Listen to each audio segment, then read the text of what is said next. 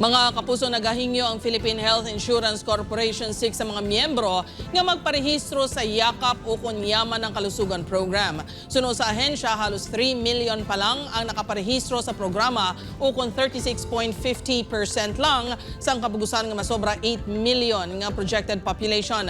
Ang programa ang gin-rebrand nga konsulta program sa diin mas ginpasangkad pa ang mga primary care services sa 210 ka-accredited Yakap providers. Sa 21 kabulong, 75 na ang mahimo ma-avail sa idalom sa programa.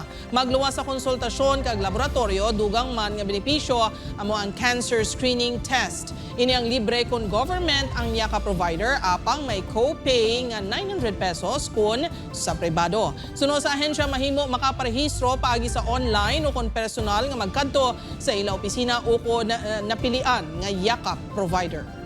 Ang benepisyo sa aton sining affiliate hindi lamang sa panahon sa pagmasakit o sa panahon sa pagpa-ospital. Ang kung sa dinang tinutuyo is mapahilayo kita sa pagmasakit kag ma-prevent ang paglala sang masakit.